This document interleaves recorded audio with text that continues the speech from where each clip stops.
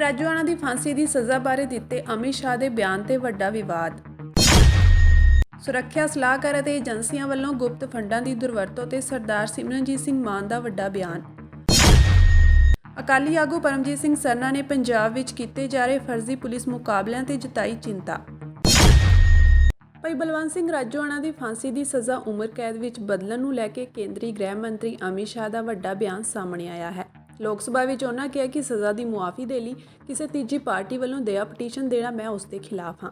ਜਿਸ ਨੇ ਗੁਨਾਹ ਕੀਤਾ ਹੈ ਉਸ ਨੂੰ ਆਪਣੇ ਗੁਨਾਹ ਦਾ ਅਹਿਸਾਸ ਨਹੀਂ ਹੈ, ਉਸ ਨੂੰ ਰਹਿਮ ਦਾ ਵੀ ਕੋਈ ਅਧਿਕਾਰ ਨਹੀਂ ਹੈ। दया का अधिकार उसे दा है जिसनों पछतावा होवे। जिस व्यक्ति ने गुनाह किया है उसको अपने गुनाह का एहसास ही नहीं है, पछतावा ही नहीं है, तो दया शब्द पर इसका कोई अधिकार नहीं है। जिसको गुनाह कर अगर पछतावा नहीं होता है उसको दया का कोई अधिकार नहीं है। दया का अधिकार उसी को बनता है जो अपने कृत्य से पछतावा करता है। कोई व्यक्ति आतंकवादी कृत्य करेगा और जेल में जाएगा और फिर कहेगा कि मैं तो नहीं मांगता, मेरी मन स्वीकारने के लिए तैयार नहीं है, मैंने कृत्य किया और इस पर दया की जाए, मैं सहमत नहीं हूं साहब, ऐसा कभी नहीं हो सकता। ਜਦੋਂ ਬਠਿੰਡਾ ਤੋਂ ਅਕਾਲੀ ਦਲ ਦੀ ਐਮਪੀ ਹਰਸਿਮਰਤ ਕੌਰ ਬਾਦਲ ਨੇ ਇਸ ਦੇ ਖਿਲਾਫ ਬੋਲਣ ਦੀ ਕੋਸ਼ਿਸ਼ ਕੀਤੀ ਤਾਂ ਕੇਂਦਰੀ ਗ੍ਰਹਿ ਮੰਤਰੀ ਅਮਿਤ ਸ਼ਾਹ ਨੇ ਉਹਨਾਂ ਨੂੰ ਬਿਠਾ ਦਿੱਤਾ ਅਤੇ ਕਿਹਾ ਕਿ ਮੈਨੂੰ ਪਤਾ ਹੈ ਕਿ ਤੁਸੀਂ ਕੀ ਪੁੱਛਣਾ ਚਾਹੁੰਦੇ ਸੀ। ਉਹਨਾਂ ਫਿਰ ਕਿਹਾ ਕਿ ਦਇਆ ਦਾ ਅਧਿਕਾਰ ਉਸੇ ਨੂੰ ਹੈ ਜਿਸ ਨੂੰ ਆਪਣੇ ਕੀਤੇ ਤੇ ਪਛਤਾਵਾ ਹੋਵੇ। ਉਹਨਾਂ ਨੇ ਇੱਥੋਂ ਤੱਕ ਕਿਹਾ ਕਿ ਅਤਵਾਦੀ ਗੁਨਾਹ ਕਰੇਗਾ, ਜੇਲ੍ਹ ਜਾਵੇਗਾ ਤੇ ਫਿਰ ਕਹੇਗਾ ਕਿ ਮੈਂ ਨਹੀਂ ਮੰਨਦਾ ਹਾਂ, ਉਸ ਤੇ ਦਇਆ ਕੀਤੀ ਜਾਵੇ, ਇਹ ਮੈਂ ਨਹੀਂ ਮੰਨਦਾ। ਫਿਰ ਹਰਸਿਮਰਤ ਕੌਰ ਬਾਦਲ ਨੇ ਪੁੱਛਿਆ ਕਿ ਜਿਸ ਦੇ ਮਾਪੇ ਜਿੰਦਾ ਨਹੀਂ ਹਨ ਉਹਨਾਂ ਦੀ ਰਹਿਮ ਦੀ ਅਪੀਲ ਕੌਣ ਫਾਈਲ ਕਰੇਗਾ, ਤਾਂ ਸਪੀਕਰ ਨੇ ਹਰਸਿਮਰਤ ਕੌਰ ਬਾਦਲ ਨੂੰ ਬਿਠਾ ਦਿੱਤਾ। ਦੱਸ ਦਈਏ ਕਿ ਕੇਂਦਰੀ ਗ੍ਰਹਿ ਮੰਤਰੀ ਅਮਿਤ ਸ਼ਾਹ 3 ਨਵੇਂ ਕ੍ਰਿਮੀਨਲ ਕਾਨੂੰਨ ਲੋਕ ਸਭਾ ਵਿੱਚ ਪੇਸ਼ ਕਰ ਰਹੇ ਸਨ, ਜਿਸ ਵਿੱਚ ਦਇਆ ਦੀ ਪਟੀਸ਼ਨ ਨੂੰ ਲੈ ਕੇ ਇਹ ਤਜਵੀਜ਼ ਰੱਖੀ ਗਈ ਹੈ ਕਿ ਜੇਕਰ ਮੁਲਜ਼ਮ ਦੇ ਆਪਣੇ ਵੱਲੋਂ ਦਇਆ ਪਟੀਸ਼ਨ ਦਾਖਲ ਨਹੀਂ ਹੁੰਦੀ ਤਾਂ ਉਸ ਤੇ ਵਿਚਾਰ ਨਹੀਂ ਕੀਤਾ ਜਾਵੇਗਾ। ਭਾਈ ਰਾਜੋਆਣਾ ਦੀ ਭੈਣ ਕਮਲਦੀਪ ਕੌਰ ਨੇ ਕਿਹਾ ਹੈ ਕਿ ਜਦੋਂ ਪ੍ਰਧਾਨ ਮੰਤਰੀ ਨਰਿੰਦਰ ਮੋਦੀ ਨੇ ਲੋਕ ਸਭਾ ਵਿੱਚ ਕਿਹਾ ਸੀ ਕਿ ਆਪਰੇਸ਼ਨ ਬਲੂ ਸਟਾਰ ਗਲਤ ਸੀ ਅਤੇ 1984 ਵਿੱਚ ਕਾਂਗਰਸ ਨੇ ਨਸਲਕੁਸ਼ੀ ਕੀਤੀ, ਤਾਂ ਫਿਰ ਗ੍ਰਹਿ ਮੰਤਰੀ ਵੱਲੋਂ ਅਜਿਹਾ ਬਿਆਨ ਕਿਉਂ ਦਿੱਤਾ ਜਾ ਰਿਹਾ ਹੈ। ਉਹਨਾਂ ਕਿਹਾ ਕਿ ਦੇਸ਼ ਵਿੱਚ ਡਬਲ ਕਾਨੂੰਨ ਚੱਲ ਰਿਹਾ ਹੈ, ਇਸੇ ਲਈ ਸਾਡੀ ਕੌਮ ਨੂੰ ਹੁਣ ਤੱਕ ਇਨਸਾਫ ਨਹੀਂ ਮਿਲਿਆ ਹੈ। ਸ਼੍ਰੀ ਅਕਾਲ ਤਖਤ ਸਾਹਿਬ ਦੇ ਜਥੇਦਾਰ ਦੇ ਕਹਿਣ ਤੇ ਐਸਜੀਪੀਸੀ ਨੇ ਰਹਿਮ ਦੀ ਅਪੀਲ ਪਾਈ ਸੀ, ਜਿਸ ਨੂੰ ਰਾਸ਼ਟਰਪਤੀ ਨੇ ਮਨਜ਼ੂਰ ਕੀਤਾ ਸੀ, ਪਰ 12 ਸਾਲ ਬਾਅਦ ਵੀ ਫੈਸਲਾ ਨਹੀਂ ਹੋਇਆ ਹੈ, ਜਿਸ ਤੇ ਹੁਣ ਸ਼੍ਰੀ ਅਕਾਲ ਤਖਤ ਸਾਹਿਬ ਦੇ ਜਥੇਦਾਰ ਸਾਹਿਬ ਹੀ ਫੈਸਲਾ ਲੈਣਗੇ। ਤੁਸੀਂ 2019 ਵਿੱਚ ਸ਼੍ਰੀ ਗੁਰੂ ਨਾਨਕ ਦੇਵ ਜੀ ਦੇ ਪਵਿੱਤਰ ਦਿਹਾੜੇ ਤੇ ਨੋਟੀਫਿਕੇਸ਼ਨ ਲਾਗੂ ਕਰਦੇ ਹੋ ਤਾਂ ਇਸ ਨੂੰ ਲਾਗੂ ਨਹੀਂ ਕਰਦੇ ਹੋ। ਬੀਬੀ ਕਮਲਦੀਪ ਕੌਰ ਨੇ ਕਿਹਾ ਕਿ ਕਾਂਗਰਸ ਨੇ ਜ਼ੁਲਮ ਕੀਤੇ ਤਾਂ ਬੀਜੇਪੀ ਵੀ ਇਨਸਾਫ ਦੇਣ ਲਈ ਕੁਝ ਨਹੀਂ ਕਰ ਰਹੀ ਹੈ। ਉਹਨਾਂ ਕਿਹਾ ਕਿ ਸ਼੍ਰੀ ਅਕਾਲ ਤਖਤ ਸਾਹਿਬ ਨੇ ਕੇਂਦਰ ਸਰਕਾਰ ਨੂੰ 31 ਦਸੰਬਰ ਦਾ ਸਮਾਂ ਦਿੱਤਾ ਸੀ, ਅਸੀਂ ਬਸ ਉਸੇ ਦੀ ਹੁਣ ਉਡੀਕ ਕਰ ਰਹੇ ਹਾਂ। ਸਭ ਤੋਂ ਵੱਡੀ ਚੀਜ਼ ਹੈ ਕਿ ਇਸ ਅਪੀਲ ਨੂੰ ਦੇਸ਼ ਦੇ ਰਾਸ਼ਟਰਪਤੀ ਨੇ ਸਵੀਕਾਰ ਕੀਤਾ। ਦੇਸ਼ ਦੇ ਗ੍ਰਹਿ ਮੰਤਰਾਲੇ ਨੇ ਸਵੀਕਾਰ ਕਰਦੇ ਹੋਏ ਵੀਰ ਜੀ ਰਾਜੋਆਣਾ ਜੀ ਦੀ ਫਾਂਸੀ ਤੇ ਰੋਕ ਲਗਾਈ ਤੇ ਉਸੇ ਅਪੀਲ ਨੂੰ ਸਵੀਕਾਰ ਕਰਦੇ ਹੋਏ ਉਸੇ ਅਪੀਲ ਦੇ ਤਹਿਤ 2019 ਦੇ ਵਿੱਚ ਗੁਰੂ ਨਾਨਕ ਪਾਤਸ਼ਾਹ ਜੀ ਦੇ ਪ੍ਰਕਾਸ਼ ਪੁਰਬ ਤੇ ਕੇਂਦਰ ਸਰਕਾਰ ਨੇ ਨੋਟੀਫਿਕੇਸ਼ਨ ਜਾਰੀ ਕੀਤਾ, ਫਿਰ ਉਸ ਨੂੰ ਲਾਗੂ ਨਹੀਂ ਕੀਤਾ। ਇਹ ਸਿੱਖ ਕੌਮ ਦੀਆਂ ਭਾਵਨਾਵਾਂ ਦੇ ਨਾਲ ਸਭ ਤੋਂ ਵੱਡਾ ਖਿਲਵਾੜ ਸੀਗਾ। ਫਿਰ ਵੀਰ ਜੀ ਰਾਜੋਆਣਾ ਜੀ ਨੇ ਆਪ ਸੁਪਰੀਮ ਕੋਰਟ ਦੇ ਵਿੱਚ ਅਪੀਲ ਪਾਈ ਤੇ ਸੁਪਰੀਮ ਕੋਰਟ ਨੇ ਉਸ ਅਪੀਲ ਨੂੰ ਮੰਨਦਿਆਂ ਕੇਂਦਰ ਸਰਕਾਰ ਨੂੰ ਕਿਹਾ ਕਿ ਜਿਹੜੀ ਵੀਰ ਜੀ ਰਾਜੋਆਣਾ ਜੀ ਦੀ ਅਪੀਲ ਆ, ਜਿਹੜੀ ਸ਼੍ਰੋਮਣੀ ਗੁਰਦੁਆਰਾ ਪ੍ਰਬੰਧਕ ਕਮੇਟੀ ਵੱਲੋਂ ਪਾਈ ਹੋਈ ਆ, ਉਸ ਅਪੀਲ ਤੇ ਫੈਸਲਾ ਕੀਤਾ ਜਾਵੇ। ਇੱਥੋਂ ਤੱਕ ਚੀਫ ਜਸਟਿਸ ਨੇ ਆਰਡਰ ਕੀਤੇ ਕਿ ਤੁਸੀਂ ਗੁਰੂ ਨਾਨਕ ਪਾਤਸ਼ਾਹ ਜੀ ਦੇ ਪ੍ਰਕਾਸ਼ ਪੁਰਬ ਤੇ ਫੈਸਲਾ ਕਰ ਚੁੱਕੇ ਹੋ, ਤੁਸੀਂ ਉਸ ਨੂੰ ਲਾਗੂ ਕਰੋ। ਕੀ ਹੋਇਆ ਕਿ ਸੁਪਰੀਮ ਕੋਰਟ ਤੇ ਕਹਿਣ ਤੇ ਵੀ ਫੈਸਲਾ ਨਹੀਂ ਕੀਤਾ। ਤੇ ਦੂਸਰੀ ਗੱਲ ਇਹ ਹੈ ਕਿ ਜਦ ਦੇਸ਼ ਦੇ ਪ੍ਰਧਾਨ ਮੰਤਰੀ ਪਾਰਲੀਮੈਂਟ 'ਚ ਖੜ ਕੇ ਇਹ ਚੀਜ਼ ਕਹਿੰਦੇ ਨੇ ਕਿ ਸ਼੍ਰੀ ਅਕਾਲ ਤਖਤ ਸਾਹਿਬ ਜੀ ਤੇ ਕੀਤਾ ਗਿਆ ਹਮਲਾ ਇੱਕ ਪਾਪ ਹੈ, ਹਜ਼ਾਰਾਂ ਨਿਰਦੋਸ਼ ਸਿੱਖਾਂ ਦਾ ਕਤਲੇਆਮ ਇੱਕ ਪਾਪ ਹੈ, ਤਾਂ ਫਿਰ ਤੁਸੀਂ ਇਹ ਕਹਿਣਾ ਚਾਹੁੰਦੇ ਹੋ ਕਿ ਉਹ ਪਾਪੀ ਦੇਸ਼ ਭਗਤ ਨੇ? ਤੇ ਜਿਨ੍ਹਾਂ ਨੇ ਕੌਮ ਲਈ ਇਨਸਾਫ ਲਿਆ ਉਹਨਾਂ ਨੂੰ ਤਾਂ ਸ਼੍ਰੀ ਅਕਾਲ ਤਖਤ ਸਾਹਿਬ ਜੀ ਨੇ ਸਨਮਾਨਿਆਗਾ। ਜਿਨ੍ਹਾਂ ਨੇ ਅੱਜ ਵੀ ਉਹਨਾਂ ਕਾਤਲਾਂ ਨੂੰ ਸਜ਼ਾਵਾਂ ਨਹੀਂ, ਅੱਜ ਵੀ ਉਹ ਕਾਨੂੰਨ ਆ ਜਿਹੜਾ ਕਾਤਲਾਂ ਤੇ ਲਾਗੂ ਨਹੀਂ ਹੁੰਦਾ, ਤੇ ਉਹਨਾਂ ਨੂੰ ਦੇਸ਼ ਭਗਤ ਕਿਹਾ, ਜਾਂ ਜਿਨ੍ਹਾਂ ਨੇ ਗੁਰੂ ਸਾਹਿਬਾਨਾਂ ਦੀ ਸਿੱਖਿਆ ਦੇ ਅਨੁਸਾਰ ਇਨਸਾਫ ਲਿਆ ਉਹ ਦੇਸ਼ ਭਗਤ ਨੇ। ਤੇ ਦੂਸਰੀ ਗੱਲ ਇਹ ਚੀਜ਼ ਆ ਕਿ ਇਸੇ ਕਾਨੂੰਨ ਦੇ ਤਹਿਤ ਬਿਲਕਿਸ ਬਾਨੋ ਜੀ ਦੇ ਜਿਹੜਾ ਬਲਾਤਕਾਰੀ ਨੇ, ਕਾਤਲ ਨੇ, ਉਹਨਾਂ ਨੂੰ ਰਿਹਾ ਕੀਤਾ ਗਿਆ। ਉਧਰ ਆਪ ਦੇ ਰਾਜ ਸਭਾ ਐਮਪੀ ਵਿਕਰਮਜੀਤ ਸਿੰਘ ਸਾਨੀ ਨੇ ਬੰਦੀ ਸਿੰਘਾਂ ਤੇ ਰਾਜੋਆਣਾ ਦਾ ਮੁੱਦਾ ਚੁੱਕਿਆ। ਐਸਜੀਪੀਸੀ ਦੇ ਸਾਬਕਾ ਜਨਰਲ ਸਕੱਤਰ ਗੁਰਚਰਨ ਸਿੰਘ ਗਰੇਵਾਲ ਨੇ ਕੇਂਦਰੀ ਗ੍ਰਹਿ ਮੰਤਰੀ ਅਮਿਤ ਸ਼ਾਹ ਦੇ ਬਿਆਨ ਤੇ ਇਤਰਾਜ਼ ਜਤਾਉਂਦੇ ਹੋਏ ਕਿਹਾ ਕਿ ਕੌਮ ਨੇ ਰਾਜੋਆਣਾ ਦੀ ਰਹਿਮ ਦੀ ਅਪੀਲ ਪਾਈ ਹੈ, ਜੇਕਰ ਉਹ ਇਸ ਨੂੰ ਥਰਡ ਪਾਰਟੀ ਮੰਨਦੇ ਹਨ ਤਾਂ ਦੇਸ਼ ਖਤਮ ਹੋ ਜਾਵੇਗਾ। ਉਹਨਾਂ ਕਿਹਾ ਕਿ ਜਦੋਂ ਅੰਗਰੇਜ਼ਾਂ ਨੇ ਭਾਰਤ ਛੱਡਿਆ ਸੀ ਤਾਂ ਉਹਨਾਂ ਨੇ ਇੱਕ ਪਾਰਟੀ ਨਹਿਰੂ ਨੂੰ ਬਣਾਇਆ, ਦੂਜਾ ਉਹਨਾਂ ਨੂੰ ਅਤੇ ਤੀਜਾ ਮਾਸਟਰ ਤਾਰਾ ਸਿੰਘ ਨੂੰ। ਜੇਕਰ ਤੁਸੀਂ ਉਸ ਹਿਸਾਬ ਨਾਲ ਥਰਡ ਪਾਰਟੀ ਮੰਨਦੇ ਹੋ ਤਾਂ ਸਾਡਾ ਹੱਕ ਦੇ ਦਿਓ। ਤੁਸੀਂ ਲੂਣ ਪਾ ਰਹੇ ਹੋ ਸਾਡੇ ਜ਼ਖਮਾਂ ਤੇ। ਅਸੀਂ ਭਾਰਤੀ ਜਨਤਾ ਪਾਰਟੀ ਦੀ ਹਮਾਇਤ ਇਸੇ ਲਈ ਕੀਤੀ ਸੀ ਕਿ ਸਾਡਾ ਸਾਥ ਦੇਣਗੇ। ਬੀਜੇਪੀ ਨਾਲ ਗੱਠਜੋੜ ਦਾ ਐਲਾਨ ਸਭ ਤੋਂ ਪਹਿਲਾਂ ਪ੍ਰਕਾਸ਼ ਸਿੰਘ ਬਾਦਲ ਨੇ ਕੀਤਾ ਸੀ। ਮੈਂ ਇੱਥੇ ਕਹਿ ਰਿਹਾ ਕਿ ਜਿੱਥੇ ਬੀਬਾ ਹਰਸਿਮਰਤ ਦਾ ਮੈਂ ਸਵਾਗਤ ਕਰਦਾ ਬਿਆਨ ਦਾ, ਉੱਥੇ ਮੈਂ ਬਹੁਤ ਜ਼ਿਆਦਾ ਨਿਰਾਸ਼ ਹਾਂ ਤੇ ਆਪਣੇ ਆਪ ਦੇ ਵਿੱਚ ਇਸ ਗੱਲ ਤੇ ਮੈਂ ਰੋਸ ਪ੍ਰਗਟ ਕਰਦਾ ਕਿ ਜੋ ਪਾਰਲੀਮੈਂਟ ਦੇ ਵਿੱਚ ਇੱਕ ਸਿੱਖਾਂ ਦੇ ਕੀਤੇ ਰੋਲ, ਸਿੱਖਾਂ ਦੀ ਦਿੱਤੀ ਦੇਣ ਨੂੰ ਨਕਾਰਾ ਕਰਦਿਆਂ ਉਹਨਾਂ ਨੇ ਇੱਕ ਤਰਫਾ ਜਿਹੜੀ ਗੱਲ ਕੀਤੀ ਆ ਕਿ ਰਾਜੋ ਆਣੇ ਦੀ ਮਾਫੀ ਬਾਰੇ ਉਹਨਾਂ ਨੇ ਦੋ ਟੂ ਕਹਿ ਦਿੱਤੀ ਆ ਕਿ ਉਹਨਾਂ ਦੀ ਮਾਫੀ ਕਿਸੇ ਵੀ ਤਰ੍ਹਾਂ ਬਣਦੀ ਨਹੀਂ। MP ਵਿਕਰਮਜੀਤ ਸਿੰਘ ਸਾਨੀ ਨੇ ਕਿਹਾ ਕਿ ਜਦੋਂ ਬਿਲਕਿਸ ਬਾਨੋ ਦੇ ਦੋਸ਼ੀਆਂ ਨੂੰ ਮੁਆਫ ਕੀਤਾ ਜਾ ਸਕਦਾ ਹੈ ਤਾਂ ਬੰਦੀ ਸਿੰਘਾਂ ਨੂੰ ਕਿਉਂ ਨਹੀਂ। ਸਾਰਿਆਂ ਦੇ ਲਈ ਇੱਕ ਹੀ ਕਾਨੂੰਨ ਹੋਣਾ ਚਾਹੀਦਾ ਹੈ। ਰਾਜੀਵ ਗਾਂਧੀ ਦੇ ਕਾਤਲਾਂ ਨੂੰ ਵੀ 30 ਸਾਲ ਬਾਅਦ ਸੁਪਰੀਮ ਕੋਰਟ ਨੇ ਛੱਡ ਦਿੱਤਾ। ਸਾਨੀ ਨੇ ਕਿਹਾ ਕਿ ਇਸ ਦੇ ਲਈ ਕੌਮੀ ਪੱਧਰ ਤੇ ਇੱਕ ਪਾਲਿਸੀ ਬਣਨੀ ਚਾਹੀਦੀ ਹੈ, ਜਿਸ ਦੀ ਮੰਗ ਉਹਨਾਂ ਨੇ ਰਾਜ ਸਭਾ ਵਿੱਚ ਕੀਤੀ ਹੈ ਕਿਉਂਕਿ ਪੰਜਾਬ ਵੀ ਭਾਰਤ ਦਾ ਹਿੱਸਾ ਹੈ। ਉਹਨਾਂ ਨੇ 2019 ਦਾ ਨੋਟੀਫਿਕੇਸ਼ਨ ਵੀ ਗ੍ਰਹਿ ਮੰਤਰੀ ਨੂੰ ਯਾਦ ਕਰਵਾਇਆ, ਜਿਸ ਵਿੱਚ ਬੰਦੀ ਸਿੰਘਾਂ ਦੀ ਰਿਹਾਈ ਦਾ ਵਾਅਦਾ ਕੀਤਾ ਗਿਆ ਸੀ ਅਤੇ ਰਾਜੋਆਣਾ ਦੀ ਫਾਂਸੀ ਦੀ ਸਜ਼ਾ ਉਮਰ ਕੈਦ ਵਿੱਚ ਤਬਦੀਲ ਕਰਨ ਦਾ ਫੈਸਲਾ ਹੋਇਆ ਸੀ। ਸ਼੍ਰੋਮਣੀ ਅਕਾਲੀ ਦਲ ਅੰਮ੍ਰਿਤਸਰ ਦੇ ਪ੍ਰਧਾਨ ਅਤੇ ਸੰਗਰੂਰ ਤੋਂ ਮੈਂਬਰ ਪਾਰਲੀਮੈਂਟ ਸਰਦਾਰ ਸਿਮਰਨਜੀਤ ਸਿੰਘ ਮਾਨ ਦਾ ਕਹਿਣਾ ਹੈ ਕਿ ਸੁਰੱਖਿਆ ਸਲਾਹਕਾਰ ਅਤੇ ਏਜੰਸੀਆਂ ਦੀ ਕਾਰਗੁਜ਼ਾਰੀ ਅਤੇ ਉਹਨਾਂ ਦੇ ਗੁਪਤ ਫੰਡਾਂ ਦਾ ਆਡਿਟ ਪਾਰਲੀਮੈਂਟ ਦੀ ਨਿਗਰਾਨੀ ਹੇਠ ਹੋਣਾ ਚਾਹੀਦਾ ਹੈ। ਉਹਨਾਂ ਨੇ ਸੁਰੱਖਿਆ ਸਲਾਹਕਾਰ ਇੰਡੀਆ, IB, ਰਾ, NIA ਆਦਿ ਏਜੰਸੀਆਂ ਵੱਲੋਂ ਆਪਣੇ ਮਿਲੇ ਕਾਨੂੰਨੀ ਅਧਿਕਾਰਾਂ ਦੀ ਦੁਰਵਰਤੋਂ ਕਰਨ ਅਤੇ ਗੁਪਤ ਫੰਡਾਂ ਰਾਹੀਂ ਗੈਰ ਕਾਨੂੰਨੀ ਅਮਲ ਕਰਦੇ ਹੋਏ ਬਾਹਰਲੇ ਮੁਲਕਾਂ ਵਿੱਚ ਵਿਚਰਨ ਵਾਲੇ ਸਿਰਕੱਢ ਸਿੱਖਾਂ ਨੂੰ ਨਿਸ਼ਾਨਾ ਬਣਾ ਕੇ ਕਤਲ ਕਰਨ ਦੀਆਂ ਕਾਰਵਾਈਆਂ ਦੀ ਸਖਤ ਨਿਖੇਧੀ ਵੀ ਕੀਤੀ ਹੈ। ਉਹਨਾਂ ਨੇ ਇਸ ਦੀ ਨਿਰਪੱਖਤਾ ਨਾਲ ਜਾਂਚ ਹੋਣ ਦੀ ਮੰਗ ਵੀ ਕੀਤੀ ਹੈ। ਉਹਨਾਂ ਕਿਹਾ ਕਿ ਜੇਕਰ ਕੌਮੀ ਸੁਰੱਖਿਆ ਸਲਾਹਕਾਰ ਅਤੇ ਉਪਰੋਕਤ ਏਜੰਸੀਆਂ ਦੇ ਖਰਚਿਆਂ ਨੂੰ ਪਾਰਲੀਮੈਂਟ ਦੀ ਨਿਗਰਾਨੀ ਹੇਠ ਲਿਆਂਦਾ ਜਾਵੇ ਤਦ ਹੀ ਇਹ ਗੈਰ ਕਾਨੂੰਨੀ ਕਾਰਵਾਈਆਂ ਦਾ ਅੰਤ ਹੋ ਸਕੇਗਾ। ਸਰਦਾਰ ਮਾਨ ਨੇ ਭਾਈ ਹਰਦੀਪ ਸਿੰਘ ਨਿੱਜਰ ਅਤੇ ਹੋਰਨਾਂ ਦੇ ਕਤਲ ਦੀ ਗੱਲ ਕਰਦੇ ਹੋਏ ਕਿਹਾ ਕਿ ਇਹਨਾਂ ਦੇ ਕਤਲਾਂ ਦਾ ਸੱਚ ਵੀ ਸਾਹਮਣੇ ਆ ਸਕੇਗਾ। ਉਹਨਾਂ ਕਿਹਾ ਕਿ ਇੰਡੀਆ ਦੇ ਰਾਜ ਗ੍ਰਹਿ ਵਜ਼ੀਰ ਸ਼੍ਰੀ ਅਜੇ ਕੁਮਾਰ ਮਿਸ਼ਰਾ ਕਹਿ ਰਹੇ ਹਨ ਕਿ ਕੈਨੇਡਾ ਸਰਕਾਰ ਵੱਲੋਂ ਸਰਦਾਰ ਨਿੱਜਰ ਦੇ ਕਤਲ ਸੰਬੰਧੀ ਕੋਈ ਸਬੂਤ ਨਹੀਂ ਦਿੱਤਾ ਗਿਆ, ਇਸ ਲਈ ਇਹ ਗੱਲ ਕਰਨਾ ਗੈਰ ਸਿਧਾਂਤਕ ਹੈ। ਜਦੋਂ ਕਿ ਸਰਦਾਰ ਮਾਨ ਭਾਰਤੀ ਨਿਆਂ ਸੰਹਿਤਾ ਬਿੱਲ 2023, ਭਾਰਤੀ ਨਾਗਰਿਕ ਸੁਰੱਖਿਆ ਸੰਹਿਤਾ ਬਿੱਲ 2023 ਅਤੇ ਭਾਰਤੀ ਸਬੂਤ ਬਿੱਲ 2023 ਉੱਤੇ ਪਾਰਲੀਮੈਂਟ ਵਿੱਚ ਆਪਣੇ ਵਿਚਾਰ ਤੇ ਪ੍ਰਤੀਕਰਮ ਜ਼ਾਹਰ ਕਰਦੇ ਹੋਏ ਅਤੇ ਸਿੱਖਾਂ ਦੇ ਕੈਨੇਡਾ ਅਤੇ ਹੋਰ ਮੁਲਕਾਂ ਵਿੱਚ ਹੋ ਰਹੇ ਕਤਲਾਂ ਲਈ ਸੁਰੱਖਿਆ ਸਲਾਹਕਾਰ ਇੰਡੀਆ ਤੇ ਇੰਡੀਅਨ ਏਜੰਸੀਆਂ IB ਅਤੇ ਰਾ ਆਦਿ ਨੂੰ ਜ਼ਿੰਮੇਵਾਰ ਠਹਿਰਾ ਰਹੇ ਸਨ। ਉਹਨਾਂ ਕਿਹਾ ਕਿ ਉਪਰੋਕਤ ਬਿੱਲਾਂ ਨੂੰ ਬਿਨਾਂ ਵਿਰੋਧੀ ਪਾਰਟੀਆਂ ਦੀ ਹਾਜ਼ਰੀ ਹੋਣ ਤੇ ਬਹਿਸ ਹੋਣ ਤੋਂ ਬਿਨਾਂ ਪਾਸ ਕਰ ਦੇਣਾ ਗੈਰ ਜਮਹੂਰੀਅਤ ਅਤੇ ਗੈਰ ਵਿਧਾਨਕ ਕਾਰਵਾਈਆਂ ਹਨ, ਜਿਸ ਨੂੰ ਸੁਪਰੀਮ ਕੋਰਟ ਵਿੱਚ ਚੁਣੌਤੀ ਦੇਣੀ ਬਹੁਤ ਜ਼ਰੂਰੀ ਹੈ। ਮਾਨ ਨੇ ਕਿਹਾ ਕਿ ਇਹ ਬਿੱਲ ਤੇ ਕਾਨੂੰਨ ਉਸੇ ਤਰ੍ਹਾਂ ਦੇ ਜਾਬਰਵੀਲ ਹਨ ਜਿਵੇਂ ਮਰਹੂਮ ਇੰਦਰਾ ਗਾਂਧੀ ਨੇ ਐਮਰਜੈਂਸੀ ਸਮੇਂ ਸਭ ਜਮਹੂਰੀਅਤ ਕਦਰਾਂ ਕੀਮਤਾਂ ਦਾ ਘਾਣ ਕਰ ਦਿੱਤਾ ਸੀ। ਉਹਨਾਂ ਕਿਹਾ ਕਿ ਅਮਰੀਕਾ ਦੇ ਸੁਰੱਖਿਆ ਸਲਾਹਕਾਰ ਇਹਨਾਂ ਕਤਲਾਂ ਦੇ ਨਿਰੀਖਣ ਕਰਨ ਲਈ ਹੀ ਇੰਡੀਆ ਆਏ ਸਨ। ਉਹਨਾਂ ਕਿਹਾ ਕਿ ਜਦੋਂ ਮੈਂ ਉਪਰੋਕਤ ਬਿੱਲਾਂ ਉੱਤੇ ਦਲੀਲ ਸਹਿਤ ਬੋਲ ਰਿਹਾ ਸੀ ਤਾਂ BJP ਦੇ ਇੱਕ ਹੋਰ MP ਮਿਸਟਰ ਰੂਡੀ ਨੇ ਮੇਰੇ ਵਿਚਾਰਾਂ ਦੀ ਲੜੀ ਵਿੱਚ ਰੁਕਾਵਟ ਪਾਉਣ ਵਿੱਚੋਂ ਹੀ ਬੋਲਣਾ ਸ਼ੁਰੂ ਕਰ ਦਿੱਤਾ ਅਤੇ ਸਤਿਕਾਰਯੋਗ ਸਪੀਕਰ ਵੱਲੋਂ ਵੀ ਇਸ ਵਿਸ਼ੇ ਉੱਤੇ ਵਿਚਾਰ ਦੇਣ ਤੋਂ ਮੈਨੂੰ ਰੋਕਣ ਦੀ ਕੋਸ਼ਿਸ਼ ਕੀਤੀ ਗਈ, ਪਰ ਜਦੋਂ ਮੈਂ ਦਲੀਲ ਨਾਲ ਗੱਲ ਕੀਤੀ ਤਾਂ ਮੈਨੂੰ ਇਸ ਵਿਸ਼ੇ ਤੇ 1-2 ਮਿੰਟ ਬੋਲਣ ਦਿੱਤਾ ਗਿਆ। ਮੈਂ ਆਪਣੀ ਗੱਲ ਨੂੰ ਅਜੇ ਸਮੁੱਚੇ ਮੈਂਬਰਾਂ ਨੂੰ ਜਾਣਕਾਰੀ ਦੇਣ ਹਿੱਤ ਪੂਰਾ ਕਰਨਾ ਸੀ, ਪਰ ਸਪੀਕਰ ਵੱਲੋਂ ਮੇਰੇ ਟਾਈਮ ਖਤਮ ਹੋਣ ਦੀ ਗੱਲ ਕਰਕੇ ਮੇਰੀ ਗੱਲ ਜਬਰੀ ਬੰਦ ਕਰ ਦਿੱਤੀ ਗਈ ਅਤੇ ਮੈਨੂੰ ਆਪਣੇ ਵਿਚਾਰ ਪੇਸ਼ ਨਹੀਂ ਕਰਨ ਦਿੱਤੇ ਗਏ। ਜਦੋਂ ਕਿ ਦੂਸਰੇ BJP ਦੇ ਆਗੂ ਮਿਸਟਰ ਰੂਡੀ ਮੇਰੇ ਜਵਾਬ ਵਿੱਚੋਂ 20-25 ਮਿੰਟ ਬੋਲਦੇ ਰਹੇ, ਜੋ ਕਿ ਬਤੌਰ ਪੰਜਾਬ ਅਤੇ ਸਿੱਖ ਕੌਮ ਦੀ ਨੁਮਾਇੰਦਗੀ ਕਰਨ ਵਾਲੇ MP ਲਈ ਇਹ ਪਾਰਲੀਮੈਂਟ ਹਾਊਸ ਵਿੱਚ ਵੱਡੀ ਬੇਇਨਸਾਫੀ ਕੀਤੀ ਗਈ ਹੈ। ਉਹਨਾਂ ਕਿਹਾ ਕਿ ਇੰਡੋ ਕੈਨੇਡੀਅਨ ਸਬੰਧਾਂ ਨੂੰ ਉਸ ਸਮੇਂ ਹੋਰ ਵੱਡਾ ਖਤਰਾ ਪੈਦਾ ਹੋ ਜਾਂਦਾ ਹੈ ਜਦੋਂ ਕੈਨੇਡਾ ਦੇ ਵਜ਼ੀਰ-ਏ-ਆਜ਼ਮ ਜਸਟਿਨ ਟਰੂਡੋ ਵੱਲੋਂ ਆਪਣੇ ਕੈਨੇਡੀਅਨ ਸਿੱਖ ਨਾਗਰਿਕ ਭਾਈ ਹਰਦੀਪ ਸਿੰਘ ਨਿੱਜਰ ਦੇ ਕਤਲ ਸੰਬੰਧੀ ਇੰਡੀਅਨ ਏਜੰਸੀਆਂ ਨੂੰ ਦੋਸ਼ੀ ਠਹਿਰਾਉਂਦੇ ਹੋਏ ਕੌਮਾਂਤਰੀ ਪੱਧਰ ਤੇ ਆਵਾਜ਼ ਉਠਾਈ ਗਈ। ਅਜਿਹੇ ਵਿਚਾਰ ਉਪਰੰਤ ਇੰਡੀਆ ਕੈਨੇਡਾ ਦੇ ਸਬੰਧਾਂ ਵਿੱਚ ਖਟਾਸ ਪੈਦਾ ਹੁੰਦੀ ਹੈ। ਇਸ ਤੋਂ ਬਾਅਦ ਇੰਡੀਆ ਬਦਲੇ ਵਜੋਂ ਕੈਨੇਡਾ ਵੱਲੋਂ ਲਗਾਏ ਗਏ ਦੋਸ਼ਾਂ ਨੂੰ ਰੱਦ ਕਰਦੇ ਹੋਏ ਕੈਨੇਡਾ ਦੇ ਓਟਾਵਾ ਤੇ ਹੋਰ ਸਥਾਨਾਂ ਉੱਤੇ ਲਗਾਏ ਗਏ ਡਿਪਲੋਮੈਟਸ ਨੂੰ ਵਾਪਸ ਵੀ ਬੁਲਾਉਂਦਾ ਹੈ ਅਤੇ ਕੈਨੇਡਾ ਦੀ ਧਰਤੀ ਨੂੰ ਇੰਡੀਅਨ ਹੁਕਮਰਾਨ ਅੱਤਵਾਦੀਆਂ ਲਈ ਸਵਰਗ ਹੋਣ ਦਾ ਗੁੰਮਰਾਹਕੁਨ ਪ੍ਰਚਾਰ ਕਰਦੇ ਹਨ।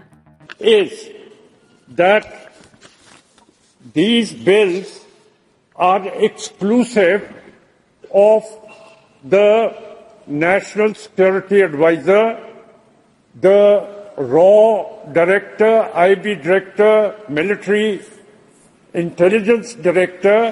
They are not responsible to Parliament and their Secret Service funds are not audited. Now, what difference does it make if the National Security Advisor is not brought under the purview of the Parliament? Then all the actions of the National Security Advisor come upon the Prime Minister. There is no buffer between the Prime Minister and the National Security Advisor and these intelligence agencies. That is why I say that these intelligence agencies and the National Security Advisor must be brought under the purview of Parliament. Now, this has resulted in commission of international crimes. Hardeep Singh Nijjar has been assassinated in Canada. Ripudaman Singh Malik has been assassinated in Canada.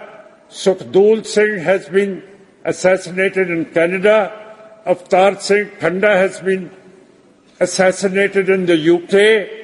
Paramjeet Singh Panjwad and Rote have been assassinated in Pakistan. I'm telling you, these are very relevant things. These are very relevant.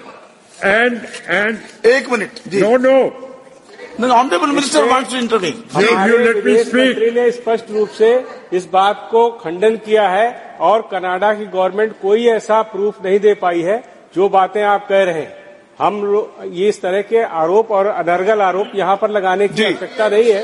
ये विदेश come to the bill only. संबंधित मामला है। Sir, if आप these इस तरह की people बात have नहीं been कर सकते।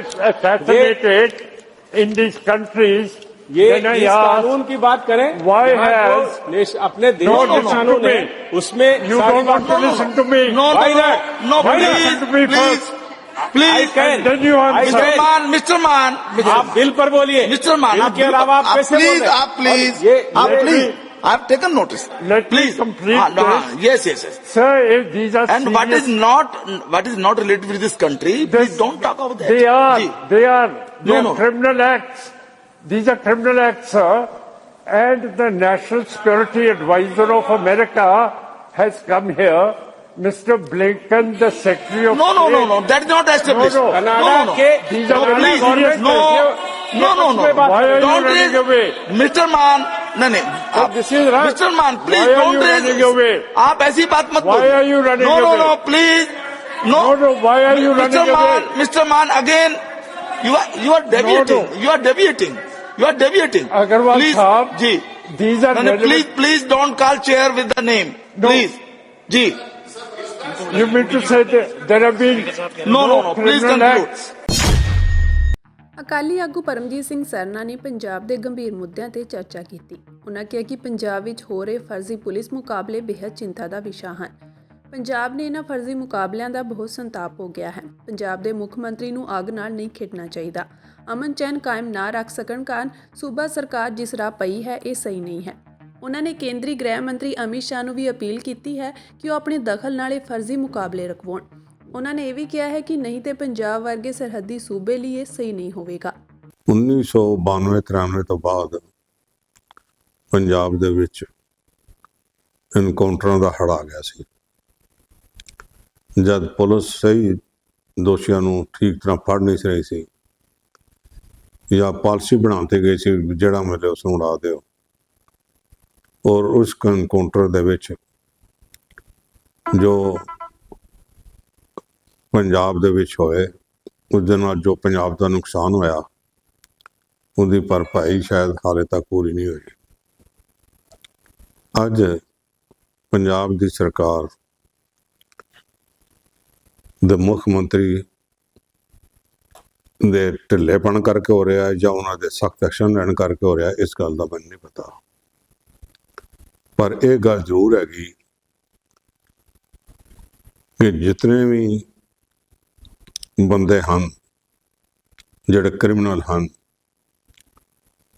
ਅੱਜ ਰੇਡੀਓ ਸੁਣ ਲਓ, ਟੀਵੀ ਸੁਣ ਲਓ, ਪੰਜਾਬ ਦੀਆਂ ਖਬਰਾਂ ਸੁਣ ਲਓ, ਪੰਜਾਬੀ ਦੀਆਂ ਅਖਬਾਰਾਂ ਸੁਣ ਲਓ, ਅੱਜ ਫੇਕ ਐਨਕਾਊਂਟਰ ਦਾ ਹੜ ਆਇਆ ਹੋਇਆ। ਮੈਂ ਇਸ ਵਾਸਤੇ ਬੇਨਤੀ ਕਰਨੀ ਚਾਹੁੰਦਾ ਕਿ ਪੁਲਿਸ ਕੋਲੋਂ ਆਪਣੇ ਜਿਹੜੇ ਮਸਲੇ ਹਨ ਉਹ ਹੱਲ ਨਹੀਂ ਹੋ ਰਹੇ। ਨਸ਼ੇ ਦਾ ਮਸਲਾ ਹੱਲ ਨਹੀਂ ਹੋ ਰਿਹਾ, ਪਰ ਕਤਲੋ ਗੈਰਤ ਜਿਹੜੀ ਕਿਸੇ ਖਾਸ ਜਗ੍ਹਾ ਤੇ ਬੰਦਿਆਂ ਨੂੰ ਰੱਖ ਕੇ ਹੋ ਰਹੀ ਹੈ ਉਹਨੂੰ ਛੁਪਾਉਣ ਲਈ ਅੱਜ ਐਨਕਾਊਂਟਰ ਕੀਤੇ ਜਾ ਰਹੇ ਹਨ। ਔਰ ਕਹਾਣੀਆਂ ਵੀ ਸੱਚੀਆਂ ਝੂਠੀਆਂ ਸਭ ਬਣਾਈਆਂ ਜਾ ਰਹੀਆਂ ਹਨ। ਮੈਂ ਸਿਰਫ ਇਤਨੀ ਗੱਲ ਕਰਨੀ ਚਾਹੁੰਦਾ ਹਾਂ ਪੰਜਾਬ ਦੇ ਮੁੱਖ ਮੰਤਰੀ ਸਾਹਿਬ ਨੂੰ ਕਿ ਮਿਹਰਬਾਨੀ ਕਰਕੇ ਇਹਨਾਂ ਫੇਕ ਐਨਕਾਊਂਟਰ ਨੂੰ ਬੰਦ ਕਰੋ। ਇਹ ਫੇਕ ਐਨਕਾਊਂਟਰ ਜਿਹੜੇ ਹਨ ਉਹ ਕ੍ਰਿਮੀਨਲ ਨੂੰ ਛੱਡ ਕੇ ਜ਼ਮੀਨਾਂ ਜਾਇਦਾਦਾਂ ਦੇ ਝਗੜੇ ਤੱਕ ਨਾ ਪਹੁੰਚ ਜਾਣ ਤੇ ਗੱਲ ਵੱਧਦੀ ਫਿਰ ਕਿਤੇ ਹੋਰ ਨਾ ਵੱਧ ਜਾਏ। ਇਹ ਪੰਜਾਬ ਸਟੇਟ ਬਾਰਡਰ ਸਟੇਟ ਹੈਗਾ, ਇਹਦੇ 'ਚ ਅਮਨ ਚੈਨ ਪ੍ਰਸ਼ਾਸਨਿਕ ਤਰੀਕੇ ਰਾਹੀਂ ਕਰਨਾ ਜ਼ਰੂਰੀ ਹੁੰਦਾ ਹੈ, ਇਨਕਾਊਂਟਰਾਂ ਨਾਲ ਨਹੀਂ ਕਰਨਾ ਜ਼ਰੂਰੀ। ਮੈਂ ਭਾਰਤ ਦੇ ਹੋਮ ਮਿਨਿਸਟਰ ਅਮਿਤ ਸ਼ਾਹ ਜੀ ਨੂੰ ਕਹਾਂਗਾ ਕਿ ਇਸ ਗੱਲ ਦਾ ਖਾਸ ਨੋਟਿਸ ਲਿਆ ਜਾਵੇ, ਕਿਉਂਕਿ ਸਾਰੀ ਗੱਲ ਅਖੀਰ ਦੇ ਵਿੱਚ ਹਿੰਦੁਸਤਾਨ ਦੀ ਹੋਮ ਮਿਨਿਸਟਰੀ ਤੇ ਆਉਂਦੀ ਹੈ। ਔਰ ਜਿਹੜੇ ਵੀ ਐਨਕਾਊਂਟਰ ਕਰ ਰਹੇ ਨੇ ਵਿੰਗੇ ਟਿੰਗੇ ਤਰੀਕਿਆਂ ਦੇ ਨਾਲ, ਉਹ ਫੌਰਨ ਬੰਦ ਹੋਣੇ ਚਾਹੀਦੇ ਹਨ। ਲੋਕਾਂ ਨੂੰ ਜਮਹੂਰੀਅਤ ਦੇ ਵਿੱਚ ਵਿਸ਼ਵਾਸ ਜੋ ਹੈ, ਉਸ ਵਿਸ਼ਵਾਸ ਨੂੰ ਤੁਸੀਂ ਸੱਟ ਮਾਰਨ ਦੀ ਕੋਸ਼ਿਸ਼ ਨਾ ਕਰੋ। ਭਾਰਤੀ ਕੁਸ਼ਤੀ ਸੰਘ ਦੀਆਂ ਚੋਣਾਂ ਦਾ ਨਤੀਜਾ ਆਉਣ ਤੋਂ ਬਾਅਦ ਸਾਕਸ਼ੀ ਮਲਿਕ ਨੇ ਕੁਸ਼ਤੀ ਤੋਂ ਸੰਨਿਆਸ ਲੈਣ ਦਾ ਐਲਾਨ ਕਰਦਿਆਂ ਕਿਹਾ ਕਿ ਉਹ ਬ੍ਰਿਜ ਭੂਸ਼ਣ ਦੇ ਵਿਸ਼ਵਾਸ ਪਾਤਰ ਦੀ ਅਗਵਾਈ ਵਿੱਚ ਨਹੀਂ ਖੇਡੇਗੀ।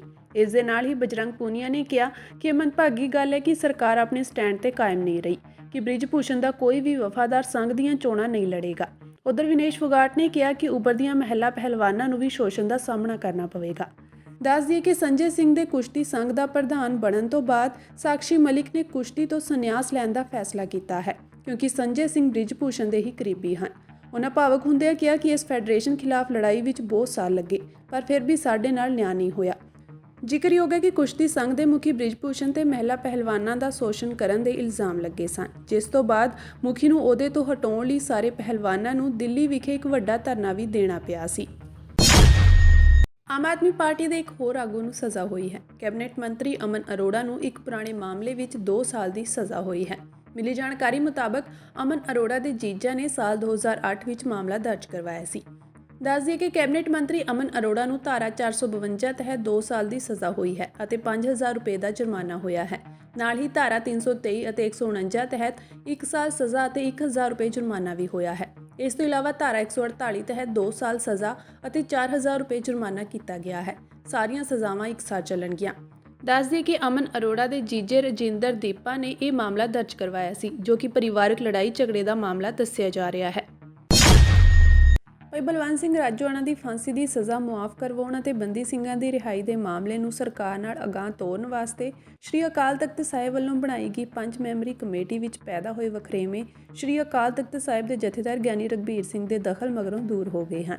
ਸ਼੍ਰੀ ਅਕਾਲ ਤਖਤ ਸਾਹਿਬ ਦੇ ਜਥੇਦਾਰ ਵੱਲੋਂ ਇਸ ਸੰਬੰਧੀ ਦਿੱਲੀ ਕਮੇਟੀ ਦੇ ਪ੍ਰਧਾਨ ਹਰਮੀਤ ਸਿੰਘ ਕਾਲਕਾ ਤੇ ਅਕਾਲੀ ਆਗੂ ਵਿਰਸਾ ਸਿੰਘ ਵਲਟੋਹਾ ਦੋਵਾਂ ਨੂੰ ਪੱਤਰ ਲਿਖ ਕੇ ਆਪਣੇ ਵਖਰੇਵੇਂ ਦੂਰ ਕਰਨ ਅਤੇ ਕਮੇਟੀ ਦੇ ਗਠਨ ਦੇ ਮੰਤਵ ਤੇ ਧਿਆਨ ਕੇਂਦਰਿਤ ਕਰਨ ਦੇ ਨਿਰਦੇਸ਼ ਦਿੱਤੇ ਸਨ। ਜ਼ਿਕਰਯੋਗ ਹੈ ਕਿ ਇਸ ਕਮੇਟੀ ਦੇ ਮੈਂਬਰਾਂ ਵਿੱਚ ਕੰਮ ਸ਼ੁਰੂ ਕਰਨ ਤੋਂ ਪਹਿਲਾਂ ਹੀ ਆਪਸੀ ਵਖਰੇਵੇਂ ਉਭਰੇ ਸਨ। ਦਿੱਲੀ ਕਮੇਟੀ ਦੇ ਪ੍ਰਧਾਨ ਹਰਮੀਤ ਸਿੰਘ ਕਾਲਕਾ ਤੇ ਅਕਾਲੀ ਆਗੂ ਵਿਰਸਾ ਸਿੰਘ ਵਲਟੋਹਾ ਦੋਵਾਂ ਦੀਆਂ ਵੀਡੀਓ ਸੋਸ਼ਲ ਮੀਡੀਆ ਤੇ ਵਾਇਰਲ ਹੋਈਆਂ ਸਨ, ਜਿਨ੍ਹਾਂ ਵਿੱਚ ਉਹਨਾਂ ਵੱਲੋਂ ਇੱਕ ਦੂਜੇ ਖਿਲਾਫ ਦੋਸ਼ ਲਾਏ ਗਏ ਸਨ। ਕਮੇਟੀ ਮੈਂਬਰਾਂ ਦਾ ਇਹ ਮਾਮਲਾ ਜਨਤਕ ਹੋਣ ਮਗਰੋਂ ਸ਼੍ਰੀ ਅਕਾਲ ਤਖਤ ਸਾਹਿਬ ਦੇ ਜਥੇਦਾਰ ਵੱਲੋਂ ਦੋਹਾਂ ਮੈਂਬਰਾਂ ਨਾਲ ਗੱਲਬਾਤ ਕਰਕੇ ਇਸ ਮਾਮਲੇ ਨੂੰ ਸ਼ਾਂਤ ਕੀਤਾ ਗਿਆ। ਇਸ ਦੀ ਪੁਸ਼ਟੀ ਕਰਦਿਆਂ ਦਿੱਲੀ ਕਮੇਟੀ ਦੇ ਪ੍ਰਧਾਨ ਸ਼੍ਰੀ ਕਾਲਕਾ ਨੇ ਦੱਸਿਆ ਕਿ ਉਹਨਾਂ ਨੂੰ ਇਸ ਸੰਬੰਧੀ ਜਥੇਦਾਰ ਗਿਆਨੀ ਰਘਬੀਰ ਸਿੰਘ ਵੱਲੋਂ ਫੋਨ ਆਇਆ ਸੀ ਅਤੇ ਪੱਤਰ ਵੀ ਭੇਜਿਆ ਗਿਆ ਸੀ। ਇਸੇ ਤਰ੍ਹਾਂ ਦਾ ਪੱਤਰ ਅਕਾਲੀ ਆਗੂ ਵਿਰਸਾ ਸਿੰਘ ਵਲਟੋਹਾ ਨੂੰ ਵੀ ਭੇਜਿਆ ਗਿਆ। ਉਹਨਾਂ ਜਥੇਦਾਰ ਸਾਹਿਬ ਨੂੰ ਭਰੋਸਾ ਦਿੱਤਾ ਹੈ ਕਿ ਇਸ ਮਾਮਲੇ ਵਿੱਚ ਪੰਥ ਦੇ ਵਡੇਰੇ ਹਿੱਤਾਂ ਨੂੰ ਧਿਆਨ ਵਿੱਚ ਰੱਖਦਿਆਂ ਆਪਸੀ ਵਖਰੇਵੇਂ ਦੂਰ ਰੱਖੇ ਜਾਣਗੇ। ਉਹਨਾਂ ਕਿਹਾ ਕਿ ਰਾਜੋਆਣਾ ਦਾ ਮਾਮਲਾ ਤੇ ਬੰਦੀ ਸਿੰਘਾਂ ਦੀ ਰਿਹਾਈ ਦਾ ਮਾਮਲਾ ਸਿੱਖ ਕੌਮ ਦੇ ਅਹਿਮ ਅਤੇ ਸੰਵੇਦਨਸ਼ੀਲ ਮਾਮਲੇ ਹਨ। ਇਸ ਨਾਲ ਸਿੱਖ ਕੌਮ ਦੀਆਂ ਭਾਵਨਾਵਾਂ ਜੁੜੀਆਂ ਹੋਈਆਂ ਹਨ। ਇਸੇ ਤਰ੍ਹਾਂ ਹੀ ਵਲਟੋਹਾ ਨੇ ਵੀ ਜਥੇਦਾਰ ਦੇ ਦਖਲ ਦੀ ਪੁਸ਼ਟੀ ਕਰਦਿਆਂ ਕਿਹਾ ਕਿ ਉਹਨਾਂ ਇਸ ਮਾਮਲੇ ਵਿੱਚ ਆਪਸੀ ਸਾਰੇ ਵਖਰੇਵੇਂ ਛੱਡ ਦਿੱਤੇ ਹਨ ਤੇ ਇਸ ਸੰਬੰਧੀ ਸ਼੍ਰੀ ਕਾਲਕਾ ਨੂੰ ਵੀ ਜਾਣੂ ਕਰਵਾ ਦਿੱਤਾ ਹੈ। ਇਸ ਮਾਮਲੇ ਵਿੱਚ ਜਥੇਦਾਰ ਗਿਆਨੀ ਰਘਬੀਰ ਸਿੰਘ ਵੱਲੋਂ ਸਮੇਂ ਸਿਰ ਕੀਤੀ ਗਈ ਇਸ ਕਾਰਵਾਈ ਨਾਲ ਬੰਦੀ ਸਿੰਘਾਂ ਦੀ ਰਿਹਾਈ ਲਈ ਬਣਾਈ ਕਮੇਟੀ ਦਾ ਕੰਮ ਮੁੜ ਲਈ ਤੇ ਆ ਗਿਆ ਹੈ। ਸ਼੍ਰੀ ਗੁਰੂ ਗੋਬਿੰਦ ਸਿੰਘ ਜੀ ਦੇ ਵੱਡੇ ਸਾਹਿਬਜ਼ਾਦਿਆਂ ਬਾਬਾ ਅਜੀਤ ਸਿੰਘ ਜੀ ਤੇ ਬਾਬਾ ਜੁਝਾਰ ਸਿੰਘ ਜੀ ਅਤੇ ਸ਼ਹੀਦ ਹੋਏ ਸਿੰਘਾਂ ਦੀ ਯਾਦ ਵਿੱਚ ਸਾਲਾਨਾ 3 ਰੋਜ਼ਾ ਸ਼ਹੀਦੀ ਜੋੜ ਮੇਲਾ ਅੱਜ ਇੱਥੇ ਸ਼ੁਰੂ ਹੋ ਗਿਆ ਹੈ। ਜੋੜ ਮੇਲੇ ਦੇ ਪਹਿਲੇ ਦਿਨ ਇਤਿਹਾਸਕ ਗੁਰਦੁਆਰਾ ਕਤਲਗੜ੍ਹ ਸਾਹਿਬ ਦੇ ਮੰਚ ਤੋਂ ਰਾਗੀ ਢਾਡੀ ਜਥਿਆਂ ਨੇ ਕਥਾ ਕੀਰਤਨ ਅਤੇ ਗੁਰਬਾਣੀ ਵਿਆਖਿਆ ਕੀਤੀ। ਗੁਰਦੁਆਰਾ ਸਾਹਿਬ ਦੀ ਮੈਨੇਜਮੈਂਟ ਕਮੇਟੀ ਅਨੁਸਾਰ ਇਹ ਦੀਵਾਨ 23 ਦਸੰਬਰ ਦੇਰ ਰਾਤ ਤੱਕ ਸਜਣਗੇ। ਸਮਾਗਮ ਦੇ ਪਹਿਲੇ ਦਿਨ ਯਾਨੀ ਕਿ ਅੱਜ ਸ਼ਹਿਰ ਦੇ ਬਾਜ਼ਾਰਾਂ ਵਿੱਚ ਸੰਗਤਾਂ ਦੀ ਪੂਰੀ ਚਹਿਲ ਪਹਿਲ ਰਹੀ ਅਤੇ ਵੱਖ-ਵੱਖ ਪਿੰਡਾਂ ਤੋਂ ਨਗਰ ਕੀਰਤਨ ਵੀ ਪਹੁੰਚੇ, ਜਿਨ੍ਹਾਂ ਦਾ ਗੁਰਦੁਆਰਾ ਸਾਹਿਬ ਦੇ ਪ੍ਰਬੰਧਕਾਂ ਵੱਲੋਂ ਨਿੱਘਾ ਸਵਾਗਤ ਕੀਤਾ ਗਿਆ। ਸੰਗਤਾਂ ਵੱਲੋਂ ਸ਼ਹਿਰ ਵਿੱਚ ਥਾਂ-ਥਾਂ ਅਟੁੱਟ ਲੰਗਰ ਵੀ ਵਰਤਾਏ ਜਾ ਰਹੇ ਹਨ। ਜ਼ਿਲ੍ਹਾ ਪ੍ਰਸ਼ਾਸਨ ਵੱਲੋਂ ਸੁਰੱਖਿਆ ਦੇ ਸਖਤ ਪ੍ਰਬੰਧ ਕੀਤੇ ਗਏ ਹਨ ਅਤੇ ਜ਼ਿਲ੍ਹਾ ਪੁਲਿਸ ਮੁਖੀ ਸੁਰੱਖਿਆ ਪ੍ਰਬੰਧਾਂ ਦੀ ਨਿਗਰਾਨੀ ਕਰ ਰਹੇ ਹਨ। ਸਮਾਗਮ ਦੇ ਦੂਜੇ ਦਿਨ 22 ਦਸੰਬਰ ਨੂੰ ਸਿਆਸੀ ਕਾਨਫਰੰਸਾਂ ਵੀ ਹੋਣਗੀਆਂ। ਗੁਰਦੁਆਰਾ ਸਾਹਿਬ ਦੀ ਮੈਨੇਜਮੈਂਟ ਕਮੇਟੀ ਨੇ ਦੱਸਿਆ ਕਿ ਸ਼ਹੀਦਾਂ ਨੂੰ ਸ਼ਰਧਾਂਜਲੀ ਭੇਟ ਕਰਨ ਲਈ ਸ਼੍ਰੋਮਣੀ ਗੁਰਦੁਆਰਾ ਪ੍ਰਬੰਧਕ ਕਮੇਟੀ ਦੇ ਪ੍ਰਧਾਨ ਐਡਵੋਕੇਟ ਹਰਜਿੰਦਰ ਸਿੰਘ ਧਾਮੀ ਸਿੰਘ ਸਾਹਿਬਾਨ ਸਮੇਤ ਹੋਰ ਅਕਾਲੀ ਦਲ ਦੇ ਆਗੂ ਪਹੁੰਚਣਗੇ। ਦੂਜੇ ਪਾਸੇ ਕਾਂਗਰਸ ਦੇ ਸਾਬਕਾ ਮੁੱਖ ਮੰਤਰੀ ਚਰਨਜੀਤ ਸਿੰਘ ਚੰਨੀ, ਸ਼੍ਰੋਮਣੀ ਅਕਾਲੀ ਦਲ ਦੇ ਪ੍ਰਧਾਨ ਸਾਬਕਾ ਸਪੀਕਰ ਰਵਿੰਦਰ ਸਿੰਘ ਰਵੀ ਅਤੇ ਬਹੁਜਨ ਸਮਾਜ ਪਾਰਟੀ ਦੇ ਆਗੂ ਵੀ ਸ਼ਹੀਦਾਂ ਨੂੰ ਸ਼ਰਧਾਂਜਲੀ ਭੇਟ ਕਰਨ ਲਈ ਪਹੁੰਚ ਰਹੇ ਹਨ।